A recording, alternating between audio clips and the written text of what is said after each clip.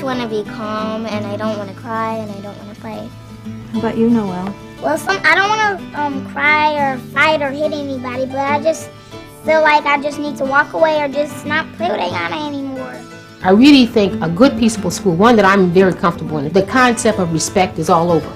You know, it just oozes out of the walls. When your kids respect each other, when faculty, when adults respect themselves, when administration is receptive and open, and they respect themselves, that's a peaceable school. If you take my jacket off, you know I'm going to do some work, right? So we're going to do some work. And basically we'll continue doing what we've been doing so well, and that is to rehearse, this mediation process with each other. And for those of you who are not involved in the role play, to actually be critiquing those that are following the steps that we've been doing so far. Good morning, I'm Keisha. And I'm Desarian. We're going to be your mediators today. We're here to help you with whatever the problem is that you both are having. We don't take sides. We want you both to take turns listening.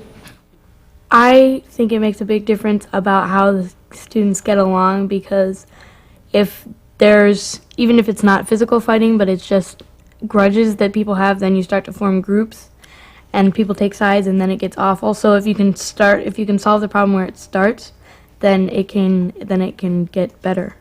When they talk it out, like when they see that like you can sit down and talk about it, like you're not as mad, That's at least how I see it. When you start talking about it, the anger dies down and you just become more civilized. You go back into your regular state of mind. For shepherd, the most curious creature. There's basically two goals for creating the peaceful school. One is that when this gets into place, school will be a more peaceful and productive place so that teachers and students can focus more on what we think school ought to be about, which is learning and having fun. The second sort of major goal is that these are really quality of life skills. If you can deal effectively with conflict, you have a high potential of having a much more quality life, because conflict is pretty much inevitable and everybody's going to have it. There are so many more conflicts out here now than there used to be. There's so many more problems for kids than there used to be, and they bring them to school naturally. Conflict is with us every day, it's part of our environment. Almost everything we do involves a little conflict, either within ourselves or certainly within the environment. And whenever there's another person around, of course there's conflict. Since we live in a society where people are always about, yes, conflict is with us all of the time in anything that we do. Well, what I see happening inside schools is I think both a lot of kids and adults, there's a lot of opportunity for conflict. You've got people of different ages, people of different genders, people of different races, people of different philosophies. How many times has that blown up? I see one going, give me an example of one. You just like, yeah, you agree, right? That this could blow up into an out fight between two people? Mm-hmm. You've seen physical violence come because of that kind of issue. Yeah, I think if there wouldn't have been mediators and it would have just carried on in the hallway, that it could have gone to somebody calling a name, and then from there, another person calling a name, and then to a bigger argument. The origins of conflict really involve getting our basic needs met, and it's our basic psychological needs that we focus on in teaching conflict resolution. Those are the needs for belonging, power, freedom, and fun. Belonging is that need that we all have to love and to share and cooperate, and power is that need that we all have to feel like that we're accomplishing something or that we're achieving, and freedom is that sense of having some control where we're making the choices, and fun is taking some time to just sort of enhance ourselves and doing the things that we enjoy doing for whatever the reason. When we look at the underlying interests that we might have in resolving the conflict, we might go back to those basic psychological needs, and then we can figure out new wants or ways to become the resolution to the conflict. Daniel, what do you want to come out of this situation? Well, I'd like us to be friends again, and I'd kind of like to see the book return so we can get this over with. And I'd like him to stop blaming me for losing the book. Why do you want that? Because it kind of makes me mad at him, and it ruins our friendship. Okay, and David, what would you like to get out of this situation? Well, I would like that either me or Daniel finds the book, because we're pretty good friends and I don't want our friendship to end. conflict arises from our attempts to get those needs met. Everybody is different in what they want and what they're attempting to do to get those needs met, just because we're all innately different. And so we're all going to be bumping into each other throughout our lives, and we need to know how to deal with that. I think the kids leave with a sense of the conflict is really over. The person that I had the problem with, he or she and I have been able to work it out, and maybe we can be able to get along okay in the environment. So we define peacemaking as the ability to honor yourself, honor others, and honor the environment, because that's three things that we think everybody can do. And in order to move ahead with peacemaking, it's really conflict resolution. So we talk about the principles of conflict resolution as skills for peacemaking. And basically that involves four things, is the ability to separate the people from the problem so that you can focus on solving the problem rather than focusing on each other.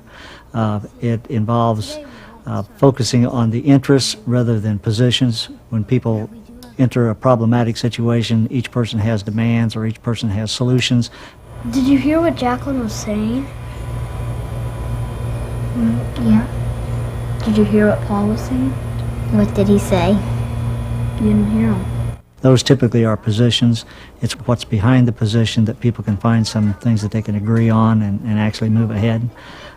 It's generating options for mutual gain, thinking of ideas that will help both of you, that will benefit both of you, and then deciding which of those things that you've generated you want to try based on some criteria that's free of the will of each person. So basically what we focus on here is largely the issue of fairness. Each person needs to be able to say something's fair, and then you can move ahead. That's sort of the essence of peacemaking. Believe it or not, kids love structure. If you can lay it out, what is expected of them, they can achieve it. What we teach is a 6-step process by which they can talk it out so that they can hear each other's point of view, so that they can get at what's behind what each one of them wants, so that they can look for something that they might have in common, or at least something that's compatible, that they generate options, that they decide which of those options they can put together to frame a solution, and then they commit to do something. The first step is to agree to participate in the problem-solving process, where you set the ground rules. I agreed to take turns talking and listening, and I agreed to cooperate to solve the problem. I agreed to take turns talking and listening, and I agreed to cooperate to solve the problem. Your teacher told me that you got in a fight on the playground, right? Right. Yes. And that's why we're going to have a mediation? Mm-hmm. Okay. Remember that I'm not going to take sides. I'm going to listen, and we're going to work together to solve the problem. Are you willing to work together to solve the problem? Yes. Will you listen to each other? Yes. Yes. Okay. The second step is to gather points of view, to gather the information, people's perceptions about the problem. Ayana, will you tell what happened? When we were on the playground, another kid said that I could play, and then Noelle said that I couldn't play because she thought that there was enough room. There wasn't enough room for me to play, but there was lots of room, and there was hardly enough kids. So it was a game that you were playing, and there wasn't enough room for you to play. There was enough room for you to play, but Noelle said there wasn't. Okay. Noelle, tell me your point of view. Well, we were outside, and I was playing with some friends. We were playing the game like Ayana said. But she came over, and some friends were, she came over and she asked if she can play with us. And then the friends said they could. Well, and then I said no, because there wasn't enough room. It was 4 square, and we were just switching around, and so we needed an extra person, one of my friends were about to come, and then when she came over, I said no, because a friend was supposed to come over. So Okay, so you were playing 4 square with a lot of your friends on the playground, and Ayana came along and she wanted to play, and your friend said it was okay, but you didn't think there was enough room, so you told her she couldn't play. yes. Is that right? Ayana, how did you feel when that happened? I felt sad because she was one of my friends, and that friend didn't come over yet, and I felt bad because that friend didn't come over, and she could have said yes. Okay. And Noelle, how did you feel when that happened? Well, I was a little bit ashamed, but it was just that it seemed like wasn't lots of room, and The third step is focus on interest, look behind the positions that people are taking and find the shared and the common and sometimes the conflicting interests. Okay, what would you think if you were in David's shoes right now? I'd maybe be mad because I've got an overdue fine, and I'd want the book returned. Okay, and what would you think if you were in Daniel's shoes at the time? If I was in Daniel's shoes, I'd probably be thinking of, well, if I know I returned it, and I don't know why he's blaming that I've lost the book, and I don't see why he's making me pay for the book. Okay, so what I've gathered here, if I'm correct, is that you both want to become friends, and that you would like the fine to be paid, and you like the book to be returned, and you both want to be friends again. Is that correct? Yeah. Mm-hmm. The fourth step is to brainstorm solutions, to create options. Options are going to be options for mutual gain that's going to help both parties. Just think of any ideas. Okay, well, I would think that we should keep friends out of it and go up to the person that was starting the rumors and go up to the person that was starting the rumors and see if it was really true. Okay, and I think that we shouldn't believe the person who's been saying it until we hear it from each other's mouth. Okay, now it's time to create some win-win options for this situation. But first, remember these brainstorming rules. Say any idea that comes to mind. Do not judge or discuss ideas. Come up with as many ideas and unusual ones as possible. Well, we could both look together and look at in each other's houses to see if the book was there. Do you have any more? Well, that was a good idea, but if we don't find it, we could both pay 50-50 of the fine. Could you try and think of some more? Yeah, I could probably. We could maybe look at the library because sometimes they reshelf stuff and they accidentally give you an overdue. Yeah. Step 5 is evaluate the options. You look at what's going to work, what's not going to work, what's fair, and talk about maybe combining some of the options and ideas together. Well, we can go in the corner. We really shouldn't put our friends in it. Usually we should just go in the corner or talk it out somewhere where a friend shouldn't. Okay. Is going in the corner going to help solve the problem, do you think? Yes. How would it help?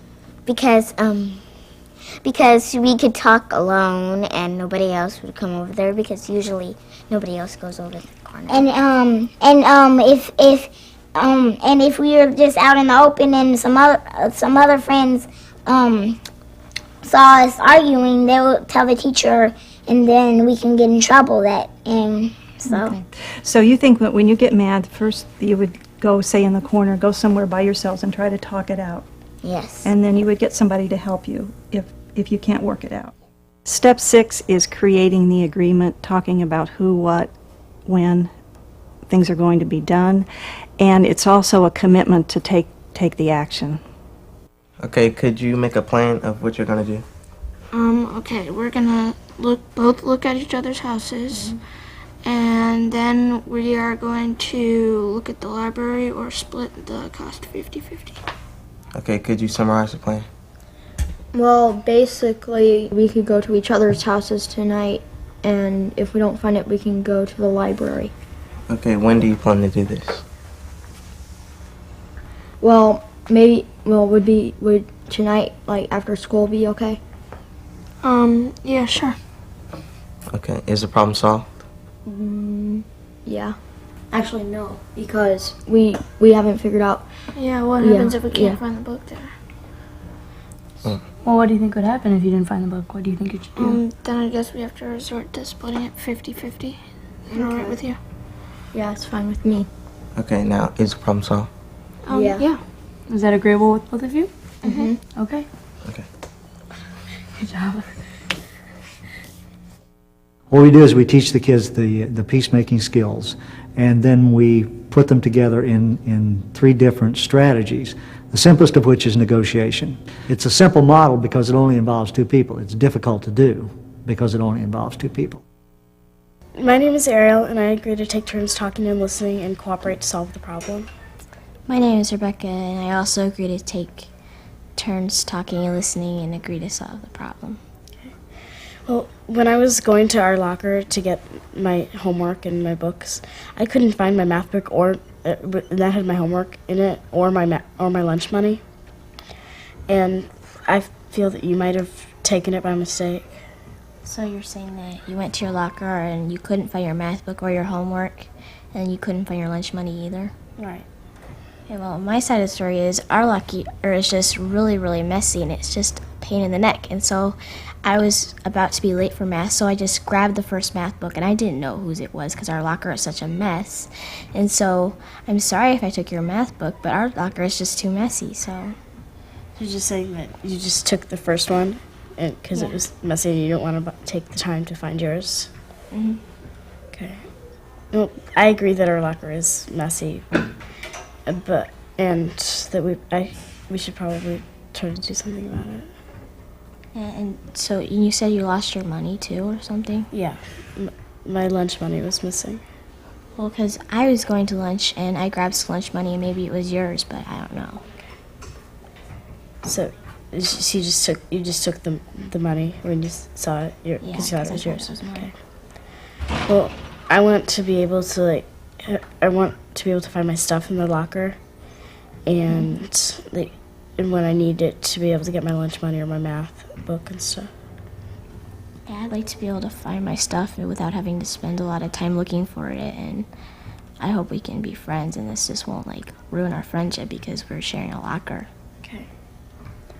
What do you think we should do? Well, have you seen those shelf things, in the stores? Mm-hmm. Well, maybe we could get one of those and then we could organize our stuff or something like that. Okay, that'd probably work. One of us could get another locker, and so we just have more space and not have to bother each other. Yeah. Or maybe we could just both try and be neat and so that our locker would look good. Well, do you think it's fair to have one of us have to get a new locker? Probably not, and also, maybe the school wouldn't be able to give us another locker. I think the shelves would probably work, and I could also try to make it a little bit neater.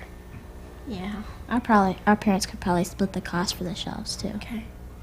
So we should just buy the shelves and try to keep the locker neater so our stuff doesn't get mixed up. Yeah. Okay. I agree to do that. I agree too. Okay. I think kids work better with kids than they do with parental figures or adults. I don't like being told what to do, and I just think it works a lot better that way. Second strategy is mediation, which is really the very same thing as negotiation, except you have neutral third-party individuals called mediators who help the 2 people with the problem to work through the problem to solution. And the mediators really manage the process. So the mediator helps make sure that each disputant hears the other's point of view, that they listen to each other and they don't interrupt. The mediators draw out the interest behind each person's position. The mediators help them manage the brainstorming process and record the ideas and help them work to solution, and then the mediators press them to make sure they have decided what it is they've decided to do, that they've committed to it, they have a plan of action. Welcome to mediation. My name is Daniqua and his name is Matt. Your name is? Katie. And your name is? Skylar. The ground rules are mediators do not take sides, take turns talking and listening, cooperate to solve the problem. Are you willing to follow these rules? Yes. Yes. Okay. Katie, please tell what happened. Well, we were standing in the lunch line and he pushed me, so I pulled his rat tail and then we got into a fight. Okay, so what you're saying is that he pushed you and then you pulled his rat tail, then you got into a fight. Okay. Skylar, please tell what happened. Well, we were standing in the lunch line and she pulled my rat tail and I pushed her and we got into a fight. Okay, so you're saying that First, she pulled your rat tail, and then you pushed her, and then you got in a fight. How did you feel when this happened? Well, I was kind of mad because he pushed me, so then I just pulled his rat tail. Okay, Scarlett, how did you feel when this happened? Well, I felt sort of bad because she just sort of pushed me for no apparent reason. Okay. Do you have anything to add? No. Do you, Skylar? No. What do you want? Well, I want to be friends with Skylar again. What do you want? Well, I just sort of want to be friends with Katie again. So you both want to be friends again. What might happen if you don't reach an agreement? Well, we might not be friends and just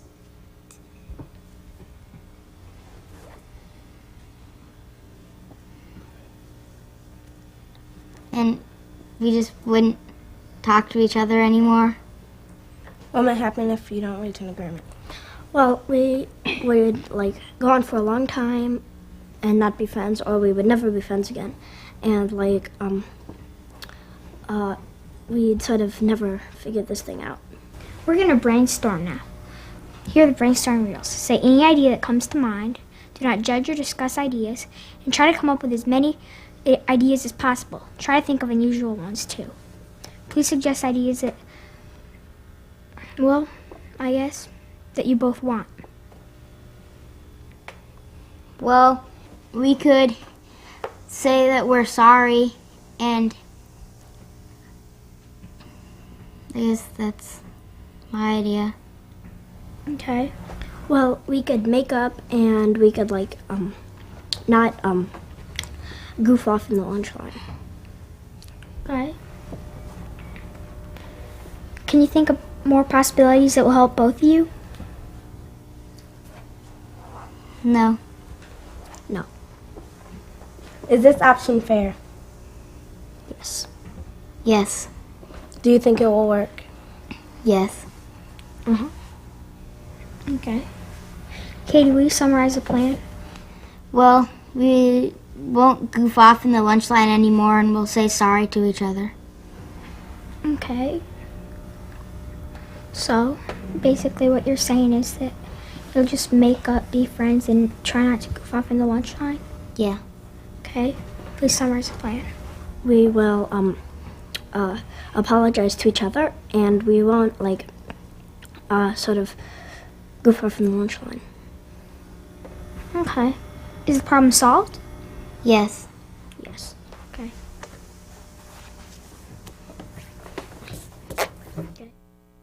It's really fun to watch kids mediate or solve problems with themselves. I think that they come up with so many more creative solutions to issues than we as adults could ever think of. We tend to come up with the quickest decision-making process we can because we're so busy as teachers or as parents doing something else that we, you sit here, and that's the end of the conflict.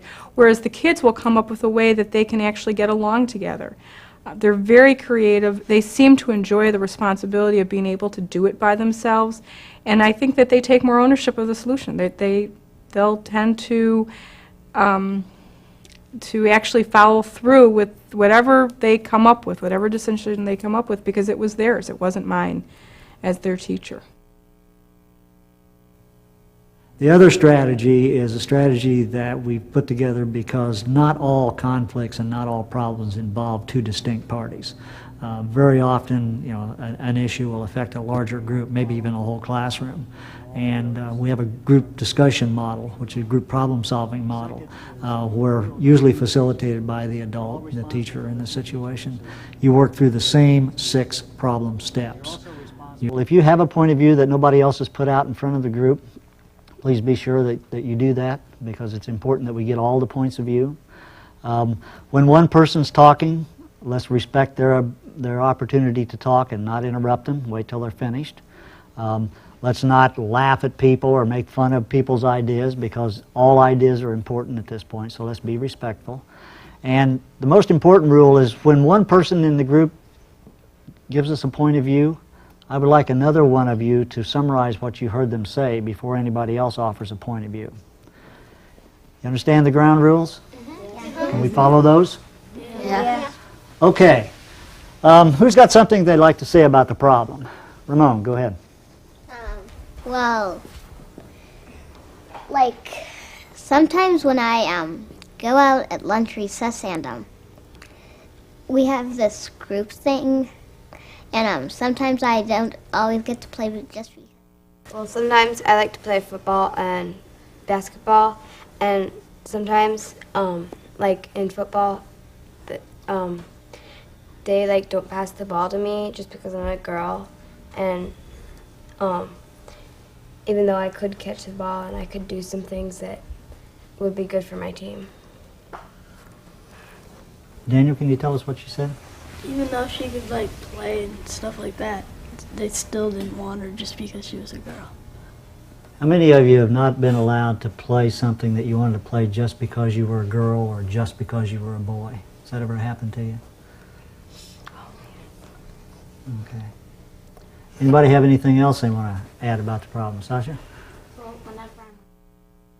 Okay, all of these problems that you've sort of talked about, sort of, to me, they have a common theme. What do you have in common with all these problems? Sasha? Someone's getting their feelings hurt. Someone's getting their feelings hurt.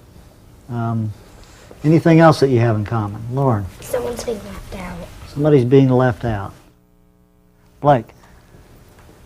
Well, for things like being left out of football games and stuff, and soccer games and stuff like that, what you could do is just start your own game. Okay, start your own game. Go ahead, Caitlin. I had something to say about the you being left out, like in football or soccer, just because of you being a boy or a girl, in certain sort of sports. Maybe you could ask them could you just try and let them give you a chance? Ask them if they'll give you a chance. Ask if you can have a chance. Because sometimes that works. Other ideas? Well, if like you're playing sports and the people won't let you play, whether you're a boy or a girl, well, you should just tell them that you have the right to play because Okay. you have the right. Okay, we've got a lot of ideas. Let's take a look at these. Let me just... You, Sarah? I don't think playing by yourself would be nice because you have nobody to play with. You just want somebody to play with, but nobody would. So I don't think that would work. Anybody want to argue that that's a good idea, to play by yourself? No. Or you think we ought to sort of throw that one out? Unless like you want to play on your own. Unless you really want to? Lauren, can I go back to the one that you had where you said, tell them you have the right to play? What do you think would happen when you do that? Well, I don't know. Do they have a responsibility that you could ask them about? If you have the right to play? You can explain the rights and responsibilities. You can kind of remind them of that. Okay. How would you say that in terms of whether I have the right to play? What would the responsibility statement be? To include everyone. They have the responsibility to include people. Okay. Out of all of these ideas, if we just picked a couple, what do you think we could all do about this problem? Well, we could maybe tell them, like, that our feelings are hurt and then see if they could try and make you fit in with them. Say something, and if that doesn't work, then you can actually do something about it. Suppose for the next 2 weeks, whenever you feel like that people are being unfair or you're being excluded, the first thing that you would try is to let them know how you feel about that, and then you would ask if you could be included. How many of you feel like that's something that we could try for a couple of weeks? Anybody think that that's something they couldn't do? Can we try that for a couple of weeks and then we'll have a meeting? You can't make people love another person or care about another person, but you can create an environment where that's possible. Rights and responsibilities are a foundation that governs the behavior in the school, and they're taught in connection with each other, such as I have a right to be respected, I have a right to be treated fairly, I also have the responsibility to treat others fairly, and I have the responsibility to respect others in the school and in the classroom. I teach rights and responsibilities right at the beginning of the school year. I try to avoid the idea of rules. It's a little difficult to do when you're in a school system.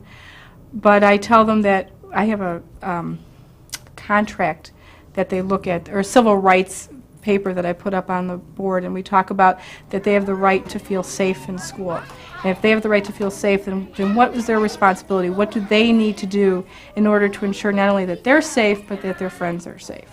That they have a right to their own opinions. And we talk about what does an opinion mean at the first grade level. And then they have to, again, talk about what are their responsibilities to ensure that they can have their opinion heard and that they'll listen to someone else's opinion. So I do discuss it, and I use it throughout the year.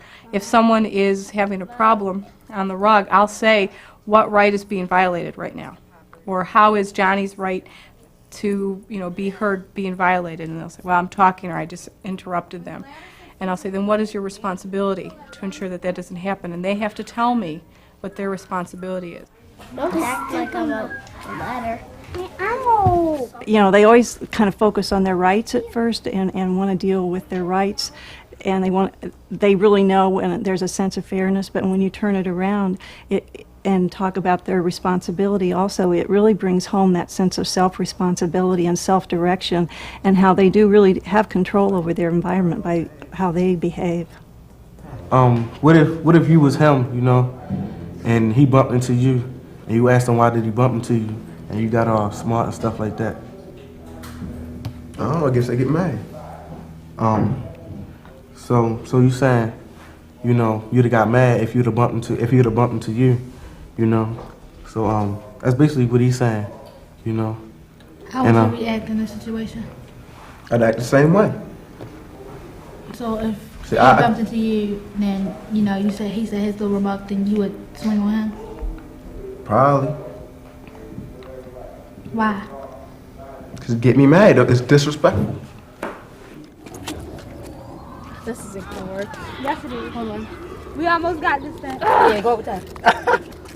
Hey, put your... Come on, you can do it. Come on, you can. The Peaceable School is the place where a critical mass of the adults and students know and use conflict resolution strategies and peacemaking skills sort of to live day to day within that environment. Probably the one question that I'm asked a lot when I work with groups is, can this fail? Anything can fail. But I think it's hard to not be successful with conflict resolution. The thing that I get most concerned about, and the way it probably is set up for failure, is when we design the conflict resolution program intermingled with the discipline program of the school. And very often we get our mediators into situations where they're really being the disciplinarians of the school. Instead of the school having a clear set of expectations and clear consequences for misbehavior, and using conflict resolution as a way to plan for new behaviors, they use it almost as a way to mitigate the consequences. Okay, so you had a fight. The consequence for having a fight is you're suspended. But we'll waive the suspension if you go to mediation. We don't think that's the way the programs ought to be set up. If you fight, if that's supposed to be a suspension, you serve the suspension. Then you mediate, because we don't believe serving the suspension resolves the conflict that created the fight in the first place. Mediation has a place in that whole process, but not as something to waive consequences with. And we think that's, if we can not do that in our design, the chances of failure are pretty minuscule. Neglect, I guess, is the other way that you could fail, because unless the adults are invested, the program will not continue to thrive. You do have to have adult investment and adult leadership in the schools. If adults can model and we can show that we can get along and that we respect each other, and that we can do good things, and we really care about the kids, our children, our future, then I think some good things will happen, because they'll catch on to that, and they'll care about themselves, and then they'll care about the future, and then we'll have a future. So you think that when you get mad, first you would go, say, in the corner, go somewhere by yourselves and try to talk it out. Yes. And then you would get somebody to help you if you can't work it out. Yes. Okay. Is that fair? Is that a fair agreement? Yes. Yes. Okay. Are you both willing to do that? Mhm. You want to start today? Yeah. You want to shake hands? I think the only way to change the world is one person at a time, and if you can think of teaching one person at a time conflict resolution skills and the possibility of where that leads to in a school when you're dealing with it in the classroom and a school as a whole. And if we raise a new generation of people that know how to resolve their conflicts peacefully, we are doing something great for that will have a lasting effect on the world. It could be a different place in 20 years. The other view that I would point out is that people will learn to do something with conflict, and the models that are pretty predominant out there is violence, because that is a way to deal with conflict. And if you can get there first and meanest and loudest and biggest, you get what you want. That's sort of the image that people have of that. So that's one reason that it's pursued that way. The other is to just try to avoid it, which doesn't satisfy our own basic needs. Neither one of those strategies contribute to the quality of life, and in fact may detract from the quality of life. The only way to get enhanced quality of life is through peace and peacemaking, and it has to be taught, because there's not good models out there that one can just sort of acquire it from.